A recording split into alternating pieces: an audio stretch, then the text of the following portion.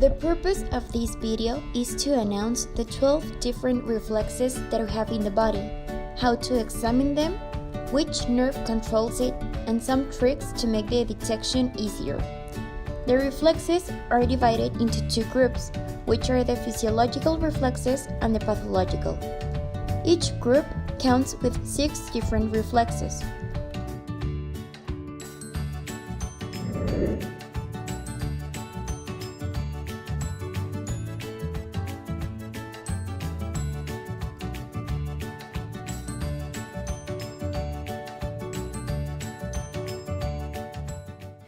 Bicep reflex is obtained when hitting the tendon of the bicep muscle with a reflex hammer.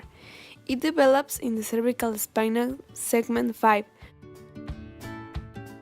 Place your thumb firmly over the biceps tendon, with your finger curling around the elbow, and tap briskly. The forearm will flex at the elbow.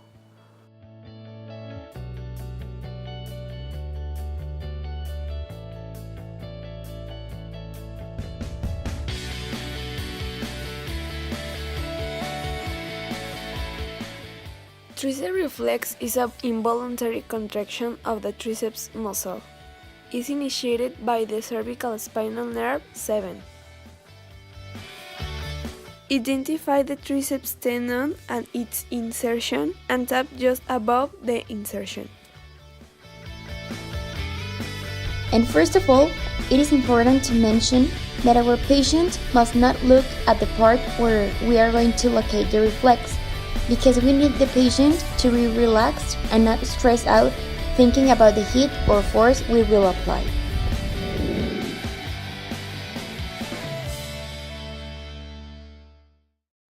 The brachioradialis reflex is observed during a neurological exam by striking the brachioradialis tendon. This reflex is carried by the radial nerve. In the spinal level is cervical 5 or 6. The patient's arm should be supported. Identify the brachioradialis tendon, press it with your finger and tap.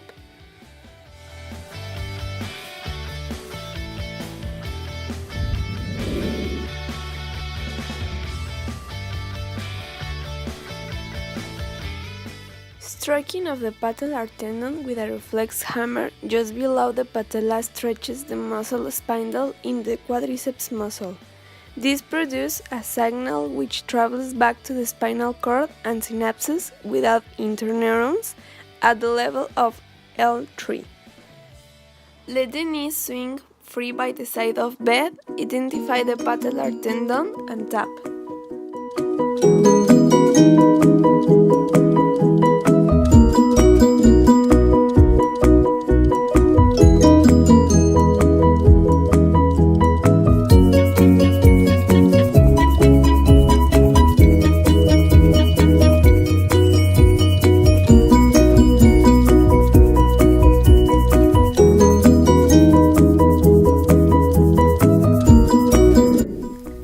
Jerk or Achilles reflex. The patient has to be seated, feet dangling over the edge of the exam table or have them lie supine. Then you have to identify the tendon, that it's a cord-like structure running from the heel to the muscles of the calf. You'll probably need to support the bottom of the foot with your hand. Strike the tendon directly, or you can also put your finger and hit your nail with your reflex hammer. A normal reflex will cause a foot to plantar reflex. And the spinal nerves innervating the zone are the S1 and the S2.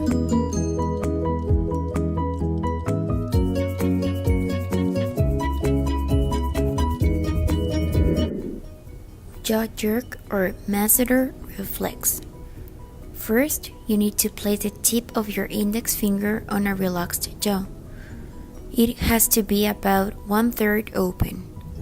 Tap briskly on your index finger and note the speed as the mandible is flexed. The jaw should not derivate to either side. The spinal nerve innervating this zone is the trigeminal nerve.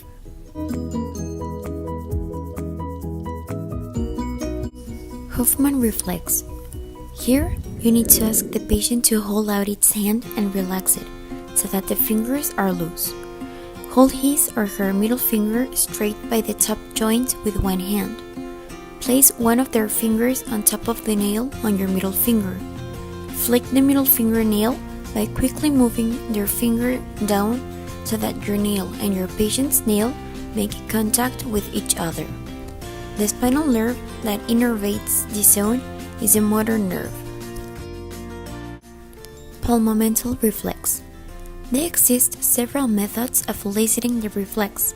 It is suggested the one that consists on stroking the thinner eminence in a proximal to distal direction using a sharp object such as a pointed end of a reflex hammer, key, or fingernail. The stimulus should cause discomfort but no pain.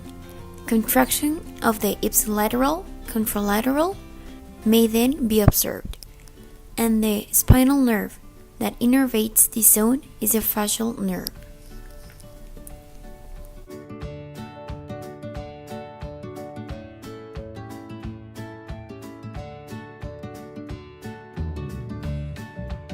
Glabellar reflex. Reflex elicited by repetitive tapping on the forehead. Subjects blink in response to the first several taps. If the blinking persists, then is known as Meyerson's sign and is abnormal and a sign of frontal release. Then we have the trigeminal and facial nerve.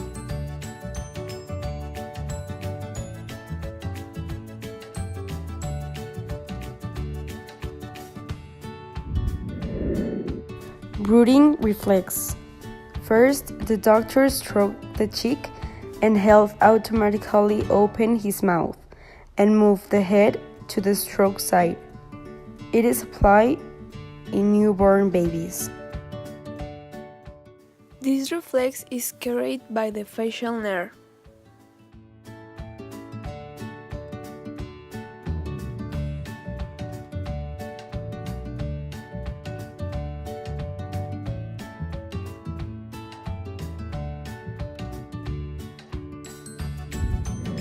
Babinski reflex.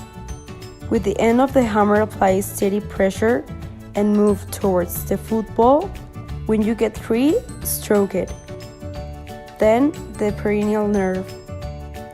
The third one is amyotrophic lateral sclerosis. And at the end, we can see the difficulty holding up the head, difficulty on doing normal activities.